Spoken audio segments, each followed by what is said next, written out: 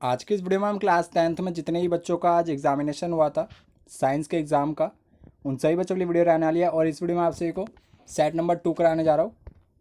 इन सब के आंसर मैं आपको बता देता हूँ धीरे धीरे, और जो भी आपका थ्योरी बेस्ड होगा वो आप इन सब को खुद कर लेंगे। बाकी जितने भी न्यूमेरिकल्स हैं और जितने भी थोड़े बहुत आंसर मेरे को ऐसे लगेंगे जिनको बताना चाहिए, तो फिर मैं वो आपको बता दूंगा। चलिए इस वीडियो को स्टार्ट करते हैं।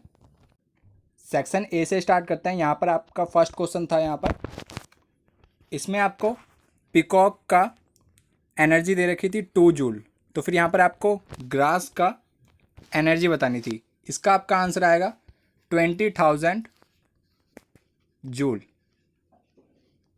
20,000 जूल इसका आपका करेक्ट आंसर आएगा। और यहाँ पर आपको जस्टिफाई भी करना था आपका आंसर। तो फिर according to 10% law grass contain 20,000 joule of energy. फिर यहाँ पर आपको और वाला पार्ट दे रखा था। यहाँ पर आपको फर्स्ट में लिखना था what is meant by garbage, list 2 classes into which garbage is classify. यहाँ पर आप देख सकते हैं, यहाँ पर आपको गार्बेज की डेफिनेशन दे रखी है। तो फिर ये वाली डेफिनेशन आपको वहाँ पर लिखनी थी। इसको मैं आपको बता देता हूँ। Waste material that is discarded by humans usually due to perceived lack of utility. The term generally does not encompass bodily waste products, purely liquid or gaseous waste और toxic waste products। तो फिर इसमें आपको ये वाली definition लिखनी थी। और इसी में आपका सेकंड क्वेश्चन ये रहा। इसमें इसका भी आंसर आपको बुक में मिल ही जाएगा। तो फिर मैं आपको थ्योरी बेस्ड तो आंसर नहीं बताऊंगा। जिन जिन के मेरे को लगेंगे कि इनका आंसर बताना है, तो फिर मैं उनका आंसर आपको बता देता हूँ। सेकंड में आपसे को PQRS मैग्नेट के पोल्स हैं। इसमें आपको ये बताना है कि ये जो PQRS है ये कौन कौन से पोल हैं। तो फिर यहाँ पर जो आपका P पोल रहेगा ये रहेगा यहाँ पर आपका नॉर्थ पोल, और यहाँ पर ये Q रहेगा आपका साउथ पोल, क्योंकि यहाँ पर से magnetic field lines inward direction में है और यहाँ पर से आउटवर्ड। और यहाँ पर जो आपका RS रहेगा ये रहेगा आपका R रहेगा आपका नॉर्थ, और आपका S रहेगा साउथ।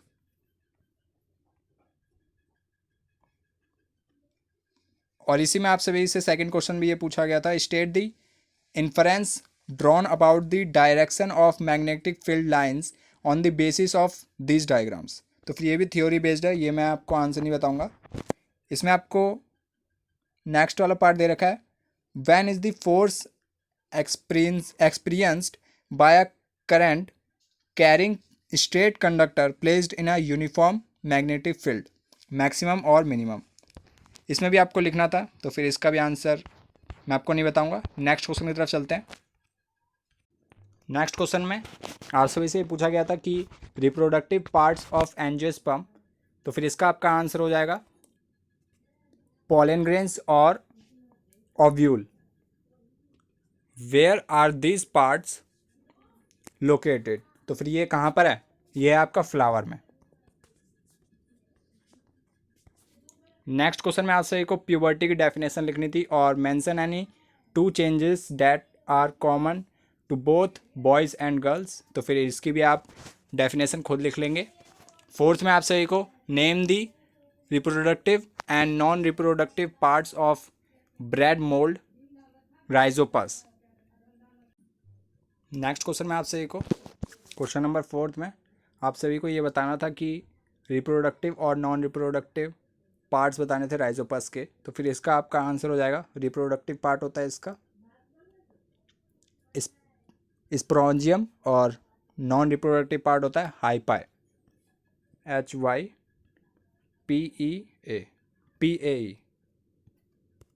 ये आपका इसका आंसर हो गया। List any 2 advantages of vegetative propagation. तो फिर इसके भी आंसर आप खुद लिख लेंगे। फिफ्थ क्वेश्चन का आपका आंसर रहेगा, इसमें आपको लेवलिंग करनी थी ए की। ए होगा इसमें आपका प्लोन्यूल, और बी होगा आपका कोटिलिडॉन, और सी होगा आपका रेडिकल। और इसका सेकंड पार्ट भी आपका थ्योरी बेस्ड रहेगा, ये भी आप खुद ही करेंगे क्योंकि यहाँ पर पॉसिबल नहीं है यहाँ पर लिख पाना। तो फिर 6th पार्ट है आप सभी का, इसमें आपको ए ऑप्शन में आपको ये बताना था कि right the molecular formula of compound formed by the combination A and F. तो फिर इसमें आपका जो कंपाउंड बनेगा ए एंड एफ का, तो फिर वो बनेगा आप सभी का AF2, यानी कि बेरिलियम क्लोराइड BeCl2, ये आपका कंपाउंड बनेगा। और इसी में आपका सेकंड पार्ट था E और B से आपका क्या कंपाउंड बनेगा, तो फिर इसका आपका आंसर हो जाएगा E2B, यानी कि सोडियम ऑक्साइड N2O, ये आपका इसका आंसर हो जाएगा। नेक्स्ट क्वेश्चन में आपको ये बताना था कि which of the element is a noble gas, इनमें से कौन सा आपका नोबल गैस है, तो फिर इसका आपका आंसर होगा नोबल गैस का सी आपका इसका आंसर हो गया। और मेटालॉइड बताना था आपको, मेटालॉइड हो गया आपका एलिमेंट D, ये आपका इसका आंसर हो गया। नेक्स्ट क्वेश्चन, ये भी आपका थ्योरी बेस्ड है, पर इसमें आपको फर्स्ट पार्ट बता देता हूँ। इसमें आपको ये बताना था कि केमिकल फॉर्मूला लिखना था टू कंसेक्यूटिव होमोलोगस सीरीज़ के मेंबर्स का जिसका फंक्शनल ग्रुप क्या हो OH। तो फिर इसका आपका आंसर हो जाएगा, एक हो जाएगा आपका CH3OH मिथनॉल और C2H5OH यानी कि इथनॉल। नेक्स्ट क्वेश्चन की तरफ चलते हैं, क्वेश्चन नंबर 8th क्वेश्चन में आपका फर्स्ट क्वेश्चन में आपको ये बताना था कि we do not clean ponds और lakes but an aquarium needs to be clean regularly why. तो फिर इसका आंसर मैं आपको बायजूस के आंसर पर दिखा देता हूँ। तो फिर इसका आंसर आप यहाँ पर देख सकते हैं, यहाँ पर आपके सामने दिख रहा होगा ponds and lakes are natural ecosystems and they contain decomposer, यानी कि यहाँ पर डिकम्पोजर प्रेजेंट होते हैं। Decomposer acts as a cleanness agent where aquarium is an artificial ecosystem, it does not contain decomposer that cleans it, यानी कि जो आपका पॉन्ड और लेक है यहाँ पर आप सभी के पास डिकम्पोजर प्रेजेंट होते हैं क्योंकि ये नेचुरल इकोसिस्टम है जो इनको क्लीन कर देता है। और जो हमारा एक्वेरियम है ये हमारा आर्टिफिशियल इकोसिस्टम है जिसमें डिकम्पोजर प्रेजेंट नहीं होते, तभी हमें इसे खुद साफ करना पड़ता है। नेक्स्ट क्वेश्चन की तरफ चलते हैं। क्वेश्चन नंबर 8 आप सभी के सामने, why is ozone layer getting depleted at higher level of the atmosphere, mention any one harmful effect caused by the depletion. तो फिर इसका मैं आपको काउज बता देता हूँ ताकि ये हम इंसानों को ये किस तरह हार्मफुल है। तो फिर इससे जो हमारी जो स्किन होती है अल्ट्रावायलेट रेस से इससे हमारी स्किन कैंसर हो जाता है, इससे हमारा स्किन कैंसर। तो फिर इसका भी आंसर आपने लिख लिया होगा उम्मीद करता हूँ। 9th क्वेश्चन की तरफ चलते हैं। List the factors on which the resistance of a uniform cylindrical conductor of a given material depends. यहाँ पर आपको क्वेश्चन नंबर 9 में ये बताना था कि ये जो आपका रेजिस्टेंस है ये किन किन बातों पर यानी कि किन किन फैक्टर्स पर डिपेंड करता है। तो फिर ये किन किन बातों पर डिपेंड करता है वो मैं आपको बता देता हूँ। Resistance is directly proportional to the length, resistance is directly proportional to the resistivity, resistance is directly proportional to the area of cross section area. इन सबको जब आप कंबाइन करेंगे तो फिर ये बनेगा आपका रेजिस्टेंस इज़ ρL/A। ये आपका इसका आंसर था, यानी कि किन किन बातों पर डिपेंड करता है, लेंथ पर, रेजिस्टिविटी पर, क्रॉस सेक्शन एरिया पर। इसी में आपका बी पार्ट है, the resistance of a wire of radius 0.01 centimetre is 10 ohm if the resistivity of a wire is 50 into 10⁻⁻8 ohm metre, find the length of the wire. यहाँ पर आपको length find करनी थी इस वायर की। तो फिर इसका आपका आंसर आ जाएगा 0.628 मीटर। नेक्स्ट क्वेश्चन की तरफ चलते हैं। इसमें आपका ए पार्ट है, what is the meaning of electric power. यहाँ पर आपको मीनिंग बतानी थी इलेक्ट्रिक पावर की। Of an electrical device right the SI unit, इसकी एसआई यूनिट होती है आपकी वॉट। और इसमें आपका बी पार्ट का आंसर होगा, इसमें आपको आंसर देना था किलोवाट आवर में, फर्स्ट वाले में आपको एनर्जी फाइंड करनी थी। तो फिर इसका आपका आंसर हो जाएगा 4 किलोवाट आवर। और इसी में आपको जूल्स फाइंड करना था, जूल की ऐसा यूनिट में।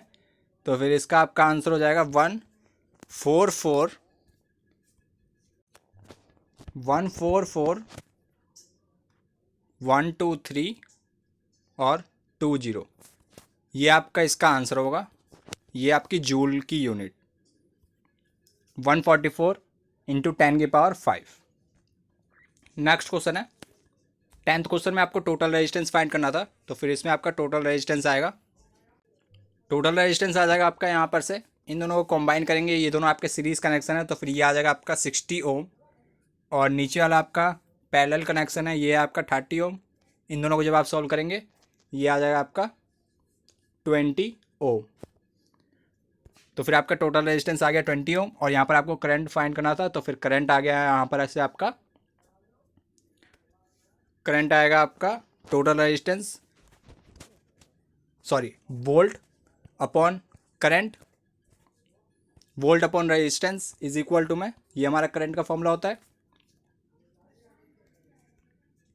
तो फिर यहाँ पर से हमारा जो वोल्टेज है वो है 6 वोल्ट का, और टोटल हमारा जो रेजिस्टेंस आया वो है 20 का। तो फिर ये आ जाएगा हमारा 3/10 यानी कि 0.3 एम्पेयर। ये आपका आंसर हो गया। 11th क्वेश्चन में आपसे एक को ये बताना था कि F1 प्रोजेनी का, इसमें आपको कलर फाइंड करना था। तो फिर इसका आपका कलर आएगा ग्रीन। और सेकंड में आपको ये फाइंड करना था कि रेशियो F2 प्रोजेनी का। तो फिर इसका आएगा आपका 3:1। थर्ड में आपको कंक्लूजन फाइंड करना था। आपने ये जो ऊपर के 2 आंसर दिए थे, तो फिर ये आप खुद कर लेंगे, ये भी आपका थ्योरी बेस्ड रहेगा। 12th क्वेश्चन में आपको ये 2 ऑर्गेनिक कंपाउंड्स दे रखे थे और इन पर बेस्ड क्वेश्चन पूछे गए थे।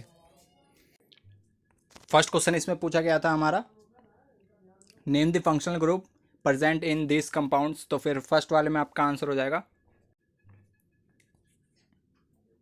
इसमें जो आपका फर्स्ट में फंक्शनल ग्रुप प्रेजेंट है ये है आपका एल्डिहाइड, क्योंकि यहाँ पर आपका CHO आ रहा है, एल्डिहाइड ग्रुप का है, फंक्शनल ग्रुप का एल्डिहाइड। और इसमें भी आपका एल्डिहाइड फंक्शनल ग्रुप है, क्योंकि यहाँ पर आप देख सकते हैं CHO, ये भी आपका एल्डिहाइड है। सेकंड क्वेश्चन में आपसे पूछा गया था कि इसका जनरल फॉर्मूला क्या है इस फंक्शनल ग्रुप का। तो फिर इसका आपका आंसर हो जाएगा, तो फिर इसमें आपका आंसर हो जाएगा CnH2n+1 और CHO।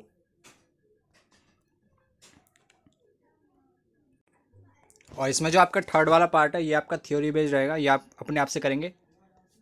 इसमें आपका और का फर्स्ट वाला पार्ट है, draw the electron dot structure of ethyne. यहाँ पर आपको इलेक्ट्रॉन डॉट स्ट्रक्चर ड्रॉ करना था इथाइन का। तो फिर इसका आपका आंसर हो जाएगा, यहाँ पर सबसे पहले आपको इसका फॉर्मूला पता होना चाहिए इथाइन का। इथाइन का आपका फॉर्मूला होता है C2H2, यानी कि 2 कार्बन, और ये कनेक्ट रहेंगे ट्रिपल बॉन्ड के साथ 1 2 एंड 3। और यहाँ पर इसका 1, और यहाँ पर ये हो गया हमारा हाइड्रोजन, ये इसके साथ लिंक हो गया। और यहाँ पर एक हमारा कार्बन, और यहाँ पर ये हो गया हमारा हाइड्रोजन, ये इसके साथ लिंक हो गया हमारा। और ये कार्बन ऐसे करके बॉन्ड बना लेगा इसके साथ, और ये वाला कार्बन ऐसे करके बॉन्ड बना लेगा। ये आपका हो गया इलेक्ट्रॉन डॉट स्ट्रक्चर। और इसमें आपका सेकंड पार्ट था, list 2 differences between the properties covalent and ionic compounds. यहाँ पर आपको आंसर हो जाएगा, जो आपका कोवलेंट कंपाउंड होता है इसके जो मॉलिक्यूल्स होते हैं ये इंटरकनेक्टेड होते हैं वीक वंडरवॉल फोर्स के साथ। और इसके होते हैं इलेक्ट्रोमैग्नेटिक फोर्स के साथ। और यहाँ पर आपका सेकंड प्रॉपर्टी हो जाएगी, यहाँ पर सेकंड प्रॉपर्टी होगी इसकी आपकी कोवलेंट, जो आपके यहाँ पर कंपाउंड होंगे ये स्ट्रॉन्ग बॉन्ड होंगे। यहाँ पर आप दूसरी प्रॉपर्टी ये लिखेंगे, इसका मेल्टिंग पॉइंट और बॉइलिंग पॉइंट, मेल्टिंग और बॉइलिंग पॉइंट इसका वीक होगा और इसका हाई होगा। क्वेश्चन नंबर 13 है, इसमें आपको न्यूलैंड ऑक्टेव रूल लिखना था, यहाँ पर आपको लॉ लिखना था, और ये भी आप खुद ही करेंगे। डोमिनेंस ट्रेड भी आप खुद करेंगे, और बाकी यहाँ से आपका पूरा का पूरा थ्योरी बेस्ड है। ये पूरा का पूरा केस स्टडी आप अपने आप करेंगे। केस स्टडी का मैं आपको सेकंड वाला पार्ट बता देता हूँ। इसमें आपको ये करना था कि आपको एक कार्डबोर्ड लेना था, और यहाँ पर से आपका ये स्ट्रेट कंडक्टर, और इसमें से इलेक्ट्रिसिटी जा रही थी। यहाँ पर आपको इसका मैग्नेटिक फील्ड लाइंस बतानी थी। तो फिर आपकी मैग्नेटिक फील्ड लाइंस ऐसे करके हो जाएंगी राइट हैंड थंब रूल से मैक्सवेल के, ये आपकी इस डायरेक्शन में हो जाएगी। ठीक है, तो फिर ये आपका आंसर हो जाएगा। तो फिर ये सारे के सारे आपका आंसर थे, मैं आपको बता चुका हूँ। जो जो थ्योरी है वो आप अपने आप करेंगे। चलिए मिलता है आपसे नेक्स्ट वीडियो में किसी टॉपिक के साथ, तब तक लिए जय हिंद जय भारत।